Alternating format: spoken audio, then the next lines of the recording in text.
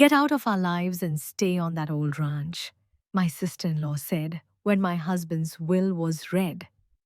I took it in silence. A week later, what I found in the ranch's basement made my phone ring 62 times. I'm glad you're here. Follow my story to the end and tell me the city you're listening from so I can understand how far my story has spread. I never thought the worst day of my life would come after I'd already buried my husband. The law office smelled of old leather and disappointment. I sat in the hard chair, my hands folded in my lap, still wearing the black dress from Levi's funeral 3 days earlier. Across from me, my son Quinn fidgeted uncomfortably, while his wife Maisie examined her manicured nails with theatrical boredom. The lawyer, Mr. Henderson, cleared his throat and began reading Levi's will in the monotone they all seemed to have perfected. To my lovely wife Mildred, I'm leaving the ranch property on Willow Creek Road. Before he could finish, Maisie let out an exaggerated sigh that cut through the room like a knife. Oh, for God's sake, she said, rolling her eyes. Just get rid of that old dump and come live with us. You can help with the kids and finally be useful. My chest tightened. Quinn said nothing, just stared at his hands.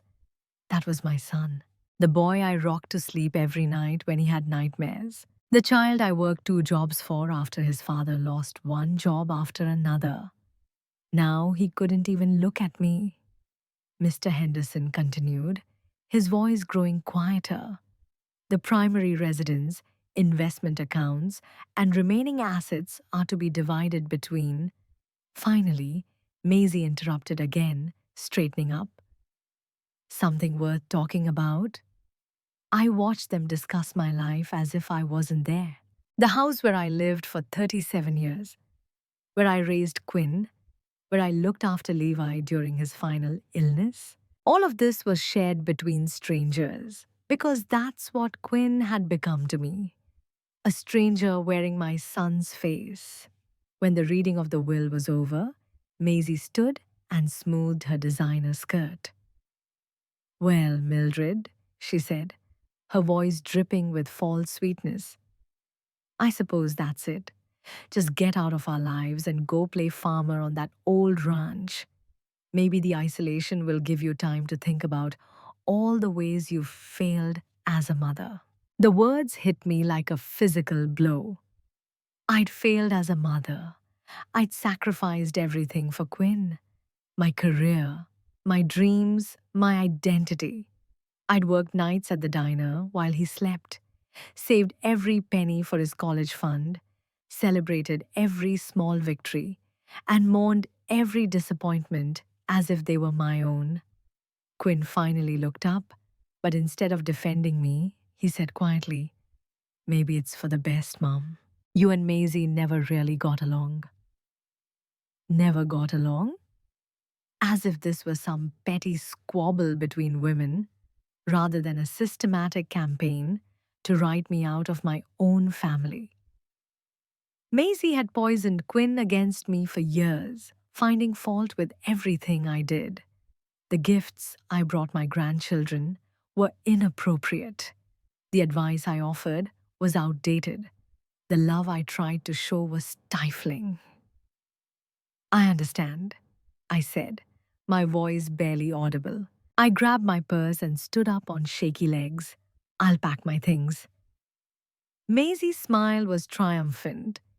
Don't forget to bring all those old photos and knickknacks. We're redecorating anyway. Old photos and knickknacks. 40 years of memories reduced to clutter in her eyes. I walked out of that office feeling like I'd lost not just my husband, but my entire identity. The woman who'd been Quinn's mother, Levi's wife, the grandmother who'd secretly hoped to be a bigger part of her grandchildren's lives. It was wiped away as efficiently as dust from a shelf. The drive to gather my things was a blur of tears and disbelief. Quinn offered no help. He didn't even come see me off. As I pulled away from the house with the car loaded with boxes, I saw Maisie watching from the window, her expression satisfied, as if she had finally gotten rid of a pesky pest. The ranch was 40 minutes outside of town, down a dirt road that hadn't been repaired in years. As I drove over the bumps in my old sedan, I wondered if exile always felt like this, like driving to the edge of the world, everything familiar fading into the rearview mirror. I'd only been to the ranch a few times over the years. Levi had inherited it from his grandfather, but he'd never seemed interested in doing anything with it. Too much work, he'd always say when I'd suggested we fix it up or sell it. Too many memories. I had never understood what he meant by that last part. Now, as I pulled up to the ramshackle farmhouse as the sun began to set, I felt the full weight of my new reality. This crumbling building with its peeling paint and sagging porch was now a home, not by choice, but by the cruel mathematics of family politics, where love could be divided like property and doled out to the highest bidder. The key was where Levi always kept it, under a loose board on the porch steps. Inside, the house smelled of mildew and neglect. Motes of dust danced in the fading light that filtered through the dirty windows. The furniture was covered in white sheets like ghosts, and every step echoed in the emptiness. I sank heavily into what had once been the living room and finally allowed myself to cry. Not the quiet, dignified tears I shed at funerals, but deep, wrenching sobs that came from a place of profound loss. I no longer mourned Levi. I mourned the illusion that family meant more than comfort and inheritance. In that moment, surrounded by shadows and silence, I made a promise to myself. I would survive this. I would find a way to rebuild my life from the ashes of what Maisie and Quinn had left me. I just had no idea that the means to do so were already waiting for me, hidden in the very foundations of the place I had been exiled to. The phone in my purse buzzed once with a text from an unknown number, probably a wrong number, or spam. I ignored it. Tomorrow would bring its own challenges, but today I would mourn the loss of my family and the woman I had been. The first week at the ranch had nearly broken me. I'd woken up every morning expecting to hear Levi's coffee pot gurgling in the kitchen or Quinn calling to complain about some crisis in his perfect suburban life. Instead, I was met with silence so complete it was as if the world had forgotten I existed. The only sounds were the creaking of the old wood and the occasional squeak of the windmill outside my bedroom window. I threw myself into cleaning, partly because the house was in desperate need of it, and partly because being busy was the only thing standing between me and utter despair. Room by room, I peeled off the dust sheets and scrubbed away years of neglect. It was therapeutic in its own way, as if I were discovering not just furniture, but parts of Levi's past that I'd never known about. In what was obviously his childhood bedroom, I found a collection of arrowheads, neatly displayed in a glass case. I had never known Levi to be interested in Native American artifacts. What must have been his grandfather's office had shelves filled with geology books and rock samples. Again, this was news to me. In 42 years of marriage, Levi had never mentioned rocks or minerals other than to complain about the ones in our garden. The kitchen held the biggest surprise. Hidden behind a loose board in the pantry, I found a metal box containing old letters tied with string. My hands shook as I untied the ribbon. They were love letters, but not the kind I expected. They were from someone named Elena, dated to the 1940s, written in Spanish. At the bottom of the box were photographs of a beautiful young woman standing next to a man who bore a striking resemblance to Levi's grandfather. I sat at the kitchen table, studying the photographs and trying to piece together this hidden story. Elena's letters spoke of mining rights and land surveys, mixed with passionate declarations of love. She mentioned our secret and the wealth underground in ways that made my heart beat faster. Was Levi's grandfather involved in some kind of mining operation? And why had Levi never mentioned any of this? That night, I called the only person who might have answers, Ruth Beaton, who had lived in town the longest and remembered the Levy family from long ago.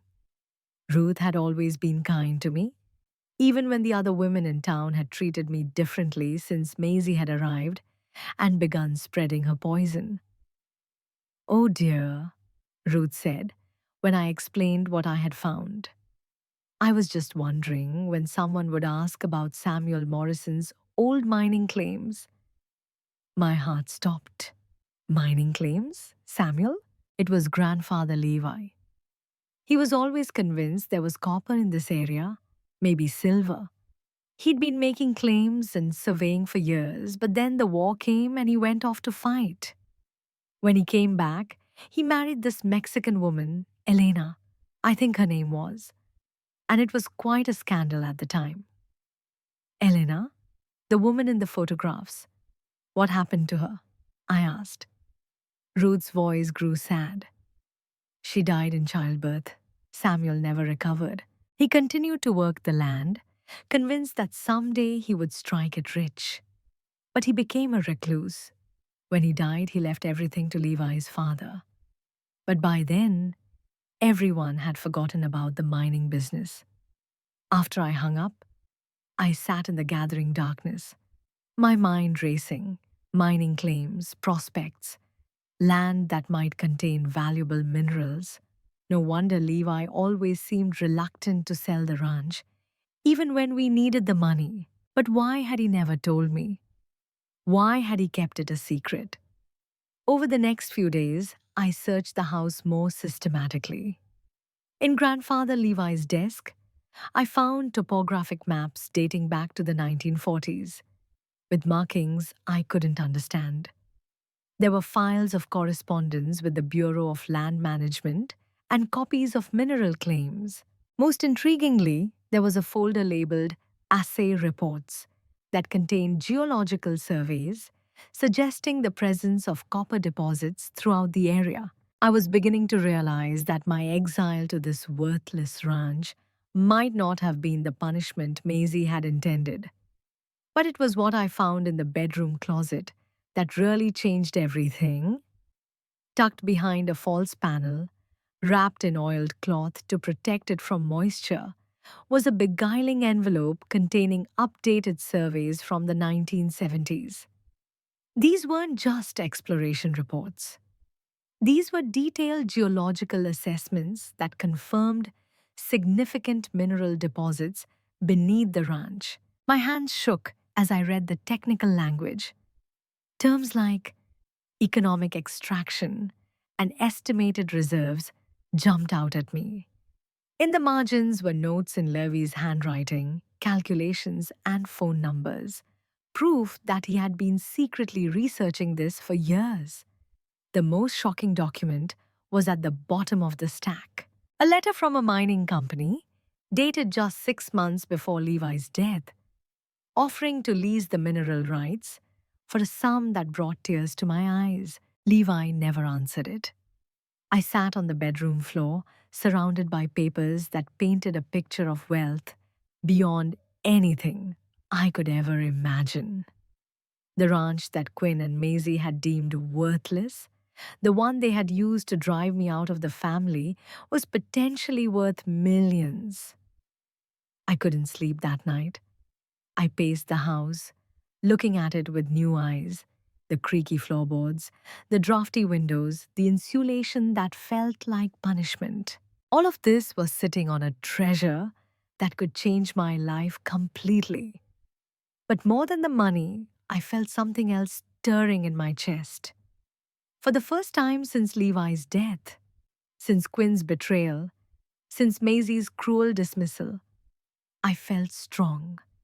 They thought they'd gotten rid of me, sent me somewhere where I couldn't interfere with their plans. Instead, they'd handed me the keys to a kingdom they didn't even know existed. I wasn't sure yet what I would do with this information, but I knew one thing with absolute certainty. Mildred Morrison, the rejected mother, the inconvenient widow, was going to be gone forever. In her place, something far more dangerous was being born. Someone who had finally understood that sometimes the best revenge was simply to let people live with the consequences of their own greed and blindness. The transformation had begun, and I was the only one who knew it. The basement had always scared me. Every time I visited the ranch over the years, Levi would steer me away from those narrow wooden steps that disappeared into the darkness beneath the kitchen. "There's nothing there but junk and spiders," he'd always say, waving his hand dismissively. "No need to worry." But after I found the mining documents upstairs, I couldn't shake the feeling that Levi was protecting something more than just my fear of cobwebs. So, on a grey Thursday morning, armed with a heavy flashlight and more determination than common sense, I finally descended into the basement of the ranch house. The steps groaned under my weight, and the musty smell of earth and old wood filled my nostrils. The beam of the flashlight illuminated the stone walls of the foundation, which looked much older than the house above them. Massive blocks joined with a craftsmanship that was rare to see today. As my eyes adjusted, I realized that the basement was larger than I expected, extending well beyond the foundation of the house. Along one wall was a workbench covered with tools I didn't recognize: picks, hammers, and strange measuring devices that looked like they belonged in a museum. But it was the far corner that made me hold my breath. There, partially hidden behind stacks of wooden crates, was what looked like a tunnel entrance. My heart pounded as I approached it. The opening was about 4 feet high, reinforced with logs that looked solid despite their age. From the darkness beyond came a cool draft, carrying a mineral scent that reminded me of the geological samples found above. I wasn't brave enough to venture into this tunnel alone, but I could see enough to know that this wasn't a natural formation. Someone had dug it on purpose, and from the professional look of the support beams, they knew what they were doing. Turning to explore the rest of the basement, I began to take a closer look at the wooden boxes. Most were empty, but the one in the corner felt different when I tried to move it, heavier. Inside, wrapped in layers of tarpaulin, I found chunks of rock that definitely didn't belong in someone's random collection. Even with my limited knowledge, I could see veins of green and blue running through the grey stone. Copper, perhaps? The stones felt solid in my hands, and when I scratched one with a nail file from my purse, it left a metallic mark that caught the beam of the flashlight. But the real treasure was in the last drawer I opened. At the bottom, under more rock samples, I found a leather portfolio tied with string. Inside were documents that made the papers on top look like drafts. They were official geological surveys, completed just 5 years earlier by a professional mining company. The letter read, "Morrison Geological Associates." Livy had apparently commissioned the work under his grandfather's name to avoid the attention of the locals. The technical language was complex, but the conclusions were crystal clear. The site contained what geologists called a significant copper deposit with excellent commercial potential. There were estimates of ore grade, mining costs, and projected revenues that made my hands shake as I read them. One document was particularly revealing: a feasibility study that outlined how modern mining methods could extract the copper with minimal environmental impact. The projected income from the 20-year lease was astronomical, enough to make someone rich beyond their wildest dreams. But the document that changed everything was dated just 3 months before Levy died. It was a formal offer from Southwestern Mining Corporation to lease the mineral rights for an upfront payment of $2 million, plus quarterly royalties that could total millions of dollars over the life of the lease. Levy hadn't even told me about it. I sat on an overturned crate, surrounded by evidence of my husband's secret life, trying to figure out what it meant. For years, while I worried about retirement savings and medical bills, while I watched Quinn struggle with her mortgage and Maisie complain about wanting a bigger house, we were sitting on a fortune. What's more, Levi knew about it. He commissioned studies, got formal offers, and kept it all a secret from everyone, including me. Why? What was he planning? I found part of the answer in the very last document in the portfolio, a handwritten note in Levi's familiar handwriting. It was dated just a few weeks before his final hospitalization. Mildred deserves better than what I gave her. This is her chance to have the life she gave up for Quinn and me. Don't let that woman ruin it. That woman. Even in his personal notes, Levi couldn't bring himself to write Maisie's name. But his meaning was clear. He knew exactly what kind of person his sister-in-law was, and he was protecting that revelation from her. The ranch that Quinn and Maisie thought was worthless, the one they used to drive me out of the family, was worth more than all the rest of Levi's property combined. They had essentially handed me millions of dollars, congratulating themselves on getting rid of me. I climbed the basement stairs, my mind racing, my heart pounding. In the kitchen, I spread the papers out on the counter and tried to think clearly about what to do next. The smart thing to do would be to contact Southwestern Mining Corporation immediately, confirm that their offer was still valid, and begin the process of leasing the mineral rights. But something held me back. Maybe it was the memory of Maisie's smug smile as she cut me out of her own family. Maybe it was the way Quinn sat silently while his wife belittled me. Or maybe it was just the knowledge that for the first time in my adult life, I held all the cards. I thought about the phone calls I'd been ignoring all week. Quinn had left several voicemails that I deleted without listening to. Maisie sent text messages, which I blocked. They probably expected me to come crawling back, begging for forgiveness and a place in their perfect suburban life. Instead, I picked up my phone and called the number on the Southwestern Mining letterhead. A professional female voice answered the second ring. "Miss Morrison, we were hoping to hear from you. Is this about your husband's request for mineral rights?" I took a deep breath, feeling the power flow through me like electricity. "Yes," I said, my voice more confident than it had been in months. "I'd like to discuss your offer." "Great. We're still very interested in the property. In fact, given current market conditions, we might be able to improve on our original offer. Could we arrange a site visit?" As I set up an appointment for the following week, I caught my reflection in the kitchen window. The woman looking at me was not a broken, grieving widow cast out from her own family. This was a different person entirely. Someone with opportunity, someone with power, someone who was about to change the game entirely. I spent the rest of the day researching mining laws and royalty agreements online.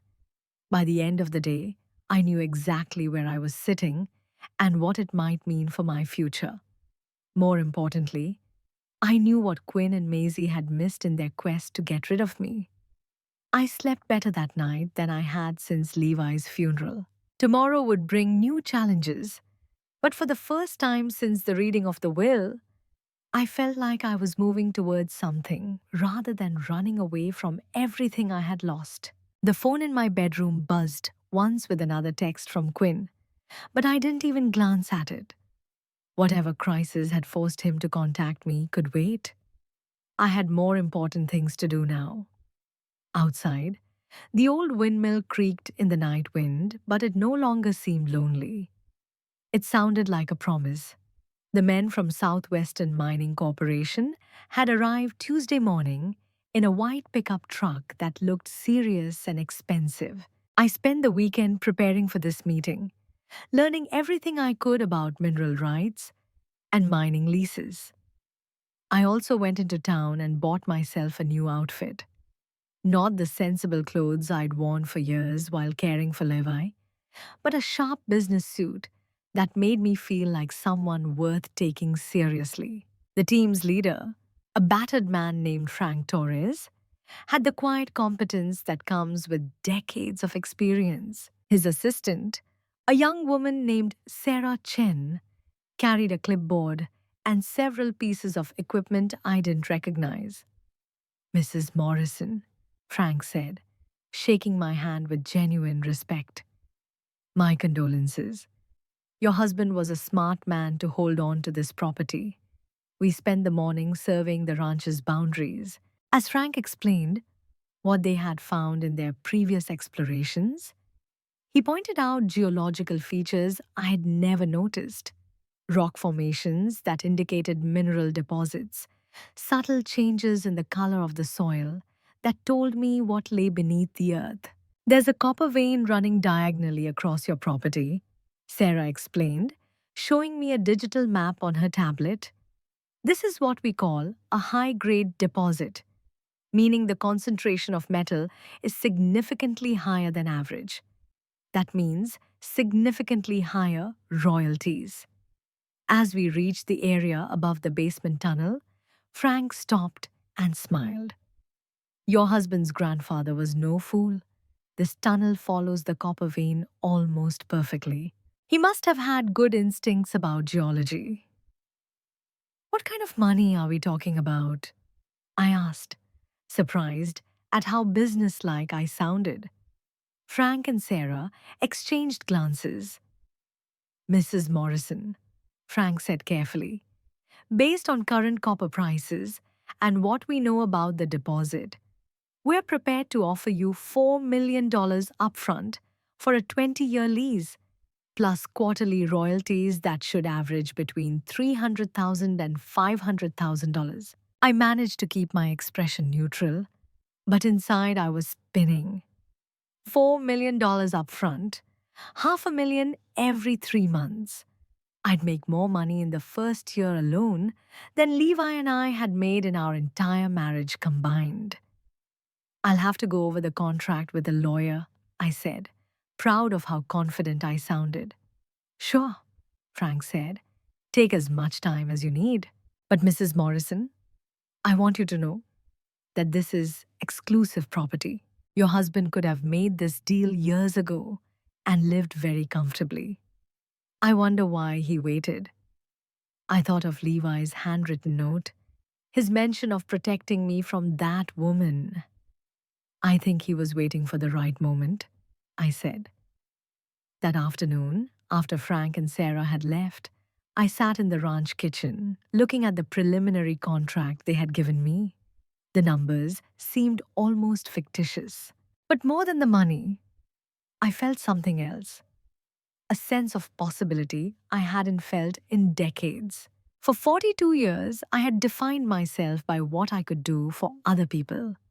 I was Quinn's mother, Levi's wife, the grandmother who sent birthday cards and Christmas presents. My own dreams had been put on hold for so long that I had almost forgotten what they were. Now, suddenly, I had the power to define myself the way I wanted. My phone rang, interrupting my thoughts. Quinn's number flashed on the screen. For the first time in weeks, I answered. Mom. His voice was strained, uncertain. I tried to call you. I was busy, I said simply. There was a pause. Look, Mom, Maisie thinks we might have been too harsh at the law office. She wanted me to call and see how you were settling in. Maisie wanted him to call, not Quinn himself. Even now, he couldn't talk to his mother without his wife's permission. I'm settling in just fine, I said. Okay, that's good. Another pause. The thing is, Mom, we've been having some cash flow issues with the house. The property taxes are higher than we expected, and Maisie wants to remodel the kitchen. We were wondering if you could help us out, at least temporarily. Here it is. They had barely finished dividing up Levi's inheritance, and they already needed money. I thought of the contract sitting on my kitchen table, the millions of dollars I would soon have access to. How much? I asked. Well, taxes are about $12,000, and the kitchen remodel will be about $30,000, so maybe $50,000 in total. We'll pay you back as soon as we can refinance. $50,000. 6 months ago, that would have been an inconceivable amount. Now it was less than I'd earn in quarterly royalties from the mineral lease. Quinn, I said slowly, are you happy with Maisie? The question clearly caught him off guard. What? Of course I'm happy. Why do you ask that? Because in 42 years of marriage, your father never asked me to lie for him, never made me choose between him and my family, and never made me feel ashamed of where I came from. Silence fell between us. Finally, Quinn said quietly, Mom, what are you trying to say? I'm saying that a good partner makes you better, not less. They don't isolate you from the people who love you. Maisie doesn't isolate me. She has high standards. High standards. As if treating your mother with basic human decency was some unreasonable demand. Quinn, do you remember when you were 8 and wanted to build that tree house in the backyard? Mom, what does that have to do with this? Your dad said it was too dangerous, too expensive, too much work, but I saw how much you wanted it. So I worked overtime at the diner and bought the lumber myself. We spent 3 weekends building it together. Do you remember that? His voice softened. Yes, I remember. I would do anything for you, Quinn. I have done everything for you. But I will not let anyone, including you, treat me like a burden or a disgrace. Mom, I never said you were a disgrace. You didn't have to say that. You sat there and let Maisie do it for you. Another long silence. When Quinn spoke again, his voice was quiet, like the little boy who used to crawl into my bed during thunderstorms. What do you want me to do, Mom? She's my wife. I want you to be the man I raised, the one who knows the difference between love and control. After I hung up, I sat in the gathering darkness of the ranch kitchen. Outside, I could hear the wind picking up, the windows rattling, the old house creaking. But for the first time since Levi died, those sounds didn't make me feel alone. They made me feel rooted. I picked up the mining contract and read it again, this time focusing on timing. If I signed within the next 2 weeks, the down payment would be processed within 30 days. By the end of next month, I would be financially independent in a way I never thought possible. The question was, what did I want to do with that independence? As I was getting ready for bed, I caught my reflection in the bathroom mirror. The woman looking back at me was different from the one who had left the law office in tears just 3 weeks earlier. This woman had options. This woman had power.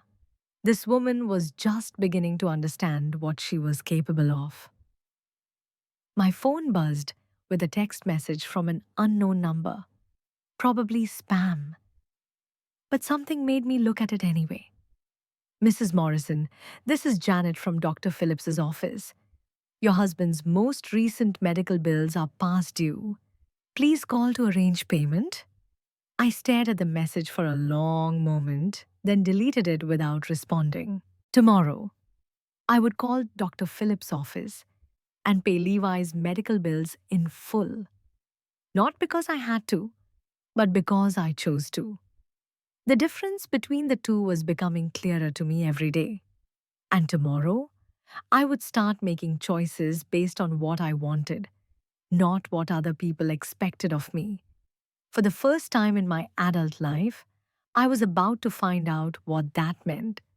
The contract was signed on Thursday. I went into town to meet with a lawyer I had found through the state bar, a smart woman named Patricia Wells, who specialized in mineral rights law. She went over every line of the agreement with Southwestern Mining with such attention to detail that I was grateful I'd waited. This is a great deal, Mrs. Morrison, Patricia said, sliding the last of the papers across her mahogany desk. In my 30 years of practice, I've rarely seen such a favorable deal for a property owner. As I signed my name at the bottom of the last page, I felt something shift inside me, like switches snapping into place in a lock that had been jammed for decades. The woman who had been rejected from her own family's future was now worth more than all of them combined. The first payment was due within 2 weeks. $4 million, deposited directly into an account I had opened specifically for this purpose. I had also arranged for quarterly royalties to be deposited into a separate investment account. Patricia recommended a financial advisor who specialized in sudden wealth. Obviously, I wasn't the first person to become rich thanks to an unexpected inheritance. But the money, life-changing as it was, wasn't what filled me with satisfaction as I drove back to the ranch. It was the knowledge that Quinn and Maisie had engineered their own downfall through sheer greed and cruelty. That satisfaction turned into something even more powerful when I arrived home to find 17 missed calls on my phone. The first few voicemails were from Quinn, his voice growing increasingly desperate. "Mom, please call me back. Something's happened at home. We really need to talk." Then came Maisie's voice. Any trace of her usual condescension had been replaced by panic. "Mildred, I don't know what game you're playing, but you need to call us right now. It's about family." Family. I was family again now. I poured myself a glass of wine and settled into a kitchen chair before calling Quinn back. He answered before the first ring ended. "Mom, thank God. Where have you been?" "I was running errands," I said calmly. "What's the problem?" "Problem?" His voice shook. "Mom, we got a notice from the county. They say Dad never properly transferred the mineral rights to the house when he bought it from Grandpa. They say the rights may still belong to the ranch." I sipped my wine slowly, savoring the moment. "Oh, really? Mom, this is serious. If they're right, it could affect the value of our property. The bank is asking questions about our loan. We might have to refinance at a much higher rate." Of course they would. The house Quinn and Maisie coveted was built on a small portion of the original ranch property. When Levi's grandfather subdivided the land in the 1960s, selling the parcel where the main house now stood, the mineral rights remained with the ranch. It was common practice in that era and perfectly legal. I discovered this particular detail while reviewing the mining company's geological surveys. They were very thorough in their investigations of property lines and mineral titles. The irony was exquisite. Quinn and Maisie got the house, but I owned everything of value underneath it. Have you talked to a lawyer? I asked, even though I already knew the answer.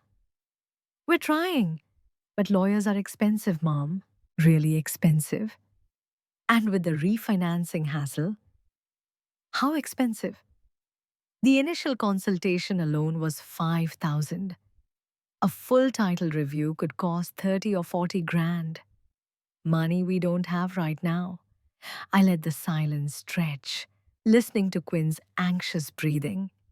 Finally, I said, "Well, that's a problem, Mum. Please, I know things have been tough between us lately, but we're a family. We need to stick together. Family." There was that word again. It was amazing how quickly it popped into their vocabulary when they needed something. Quinn, do you remember what Maisie said to me at the solicitor's office? Mum, she was upset. We all were. People say things when they're sad. She told me to get out of your life and go farm. She said I'd failed as a mother. She said maybe isolation would give me time to think about my failures. She didn't mean that. What did she mean, Quinn? Because it seemed pretty clear to me. Another pause. Mom, what do you want? An apology? Good. I'm sorry. Maisie is sorry too. We all took Dad's death badly. An apology, as if 40 years of sacrifice and unconditional love could be offset by a grudging apology made under financial pressure. Quinn, I want you to listen very carefully to what I'm about to tell you, okay? I signed a mining lease for the ranch, a very lucrative mining lease.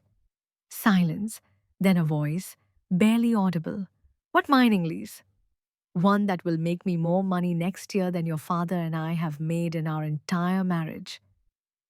The silence stretched on for so long, I thought the line had been cut off. Finally, Quinn found his voice. How much money, Mom? Enough so that I never have to worry about attorney fees, refinancing, or property taxes again. Oh my God. His voice was empty. How long have you known about this? I found out after I moved to the ranch. After you and Maisie made it very clear that I wasn't welcome in your new life. Mom, we never said you weren't welcome. You shouldn't have said that, Quinn. Actions speak louder than words. And your actions told me everything I needed to know about where I stood in your priorities. I could hear Maisie's voice in the background, shrill and demanding. Quinn closed the phone, but I could still make out the fragments. Millions. How much? Make her. When Quinn came back online, his voice had changed. It was the tone he'd used when he wanted something as a child. Coaxing, manipulative, designed to trigger my maternal instincts. Mom, I know we've made mistakes, but we're family. Whatever happens with this mining operation, we have to face it together.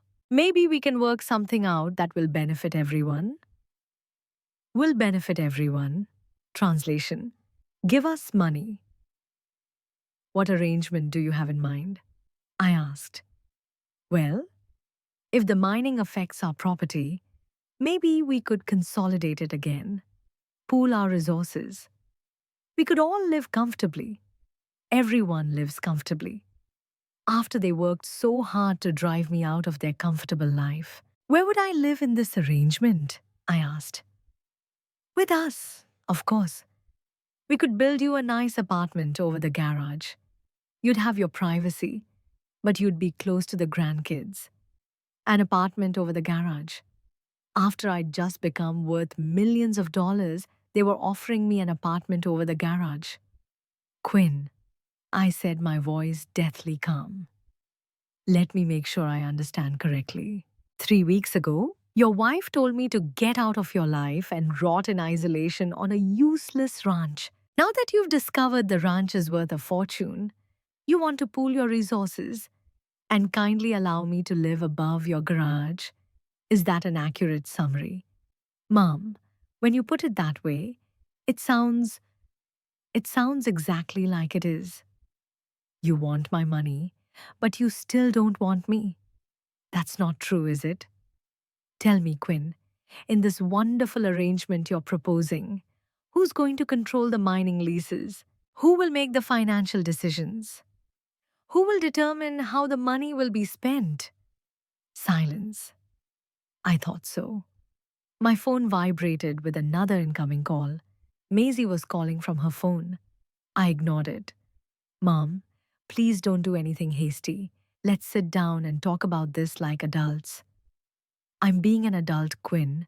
For the first time in 40 years, I'm making decisions based on what's best for me, not what's convenient for other people. What does that mean? It means I'm no longer your safety net. I'm no longer the person you call when you need money or a free babysitter or someone to blame for your problems. I'm no longer useless. You're not useless, Mom. You're just, you're not thinking clearly. Grief can make people do irrational things. Irrational. Now, I was irrational because I refused to bail them out of a crisis they'd created. Quinn, the next time you talk to me, I want it to be because you actually want a relationship with me, not because you want something from me. Until then, I suggest you figure out how to solve your own problems. I hung up before he could answer.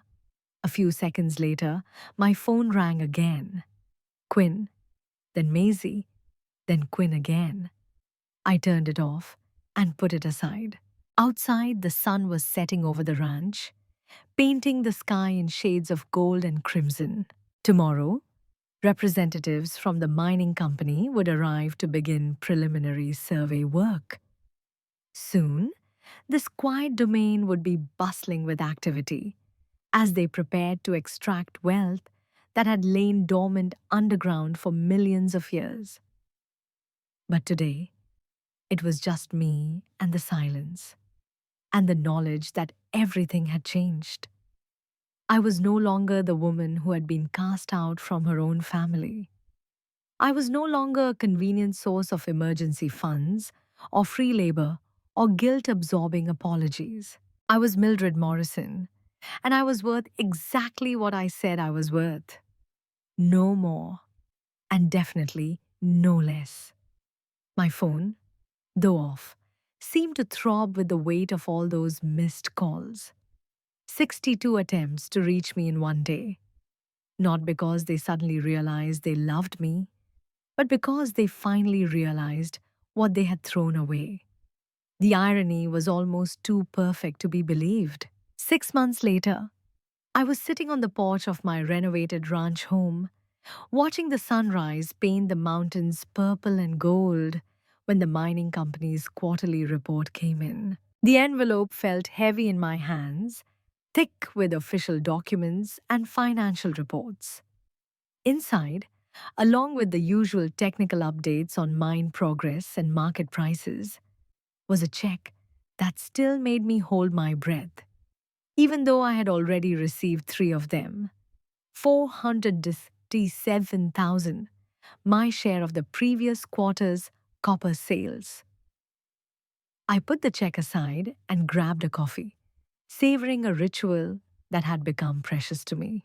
Every morning I sat on this veranda and watched the world wake up around me. Sometimes I saw deer grazing in the distance. Other days I watched as miners arrived for their shifts, respectful and efficient in their work on the far side of the property. The phone next to me rang once and went silent. Someone had left a voicemail. I didn't bother checking it again. These days, most of my calls were from people I really wanted to talk to. Patricia Wells, my attorney, keeping me informed on legal matters. Frank Torres, from this mining company, providing live updates.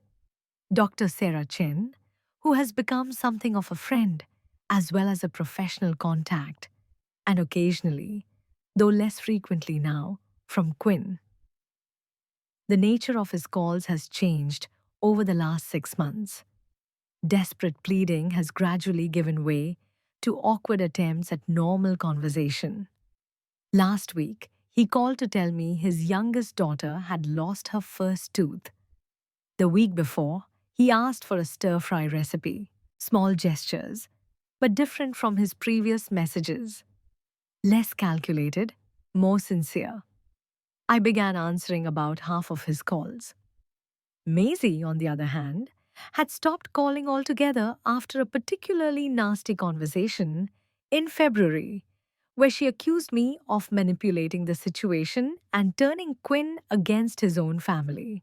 I listened to her tirade for about 2 minutes before calmly informing her that I had neither the time nor the desire to manipulate anyone, and that if Quinn was reconsidering her priorities, perhaps she should instead examine her own behavior rather than blame me. She hung up. That was the last time we spoke. From what Quinn had told me during our cautious conversations, their marriage was in trouble. The financial stress of the mineral rights issue had exposed cracks that had likely been there all along. Quinn had been forced to take out a second mortgage at a penalty interest rate. Maisie's grand renovation plans had been put on hold indefinitely. Most tellingly, Quinn began attending family therapy sessions alone because Maisie refused to participate. I'm learning to set boundaries, he told me the last time we spoke. The difference between supporting someone and indulging them. I said nothing, but the irony was not lost on me.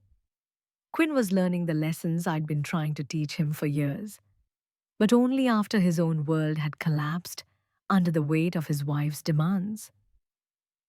The mining operation itself had exceeded all expectations. Not only was the copper deposit larger than originally thought, but the quality of the ore was exceptional. Frank mentioned that other mining companies were showing interest in neighboring properties, attracted by the success of our operation. You're sitting on one of the richest copper deposits in the region, he told me last month. Your husband's grandfather had good instincts.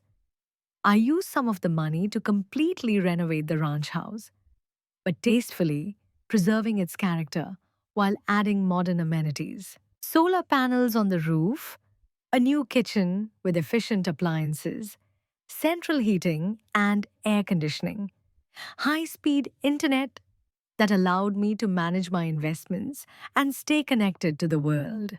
But beyond the physical improvements, I invested in experiences. I took a photography course and discovered that I had an eye for capturing the beauty of the landscape around me. I traveled to Santa Fe and spent a week learning about the Native American culture that shaped the region's history. I even took a geology course at a community college, wanting to understand the science behind the wealth flowing from my land. For the first time in my adult life, I was living for myself. The voicemail light blinked on my phone. I picked it up and listened to the message. Hi, Mom. Quinn's voice was softer than before, less demanding. I wanted to let you know that Emma made the honor roll this semester and Tommy's soccer team made it to regionals. I thought you might want to know. A pause. Then, I also wanted to tell you that I've been thinking about what you said about being the man you raised. I'm trying, Mom. It's harder than I thought. But I'm trying. Another pause. Longer this time. I love you, Mom. I know I haven't said it often enough lately, but I do, and I'm sorry for everything. The message ended with a soft click. I sat with the phone in my lap, watching a hawk circle high above the plateau. Quinn's apology was not the desperate plea for money that had characterized his earlier calls. They seemed genuine, earned through months of difficult introspection, rather than driven by immediate financial need. I scrolled through my contacts and called him back. Mom? He sounded surprised, hopeful. I got your message, I said.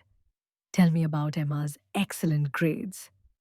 We spent the next 20 minutes talking about his kids, their accomplishments, challenges, and dreams. Quinn told me about Tommy's soccer skills and Emma's passion for science. He mentioned, almost casually, that both kids had been asking about their grandmother and wondering when they would be able to see me again. They miss you, he said simply. We all do. I miss them too, I admitted. Want to bring them over sometime? The ranch is pretty comfortable now. Do you really want to? Quinn, I never stopped wanting to be a part of their lives. I just didn't want to be treated like something disposable anymore. I understand, he said, and I could hear him mean it. Maisie and I were separated now for about a month. I wasn't surprised, but I tried not to sound pleased. I'm sorry to hear that. You are? I'm sorry your marriage didn't work out the way you hoped.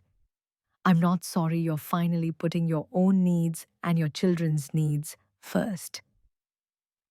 She said I'd have to choose between her and you, and I told her that anyone who makes me choose between the people I love doesn't understand love.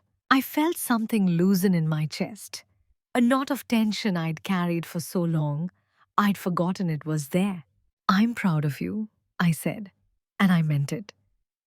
Can I ask you something, Mom? Sure. When you found out about the loot, how much it was worth, did you ever think about sharing it with us, even after everything that happened? I considered the question carefully. Do you want an honest answer? Yes. For about 5 minutes, I thought about using the money to solve all of our problems, pay off your mortgage, set up funds for the kids' education, make everything smooth and easy again. What changed your mind? I realized that fixing your problems wouldn't really help you. It would just allow you to keep making the same mistakes. Sometimes people need to face consequences before they can learn to make better choices. Silence fell between us, but it wasn't awkward. It was the silence of understanding. I'm learning now, Quinn finally said. The hard way, but I'm learning. Well, I said, that's how the best lessons usually come. We talked for a few more minutes about practical things, about when he could visit with the kids, whether he needed help finding a marriage therapist who specialized in divorce, how he was coping as a single father. After we hung up, I sat on my porch and watched the sun rise higher into a cloudless sky. Mining equipment hummed in the distance, a constant reminder of the wealth flowing from the earth beneath my feet. But the real treasure wasn't the quarterly checks or the renovated house or the financial security I never imagined possible. The real treasure was in reclaiming my own worth, in realizing that love without respect is just manipulation, in discovering that sometimes the greatest gift you can give someone is the opportunity to face and grow from your own consequences. My phone buzzed with a text message. It was from Sarah Chen, a friend of mine at a mining company, who had sent photos from a conference where she had presented our property as an example of successful small-scale copper mining. Your property is now famous in geological circles, she wrote. The woman who found gold at 69. I smiled and wrote back. It's copper, not gold, but close. As I prepared to go inside and start my day, I caught my reflection in the window. The woman looking at me was still 69, still a widow, still learning to navigate a world that often rejected people like her. But she was also a woman who had discovered that it was never too late to reclaim your power. It was never too late to set boundaries that protect your dignity. It was never too late to learn that your worth is determined not by how useful you are to other people, but by how true you are to yourself. The phone rang again. This time it was Frank Torres with an update on the outlook for the next quarter. As he explained the latest market trends and production rates, I found myself thinking about Levi and his grandfather and all the generations of Morrison women who had sacrificed and compromised and settled for less than they deserved. The cycle had ended with me. I was no longer someone's convenient backup plan or emergency fund or repository for guilt and disappointment. I was Mildred Morrison, owner of one of the most productive copper mines in the state, a grandmother to children who would grow up knowing that love meant respect, and a woman who had finally learned the difference between being needed and being valued. The transformation was complete, and it happened exactly the way it was supposed to, quietly, with dignity, and entirely on my terms. Now, I'm curious to hear from you, listeners to my story. What would you do in my place? Have you experienced anything similar? Write in the comments below. In the meantime, I leave two other stories on the final screen that are channel favorites and will definitely surprise you. Thanks for watching to the end.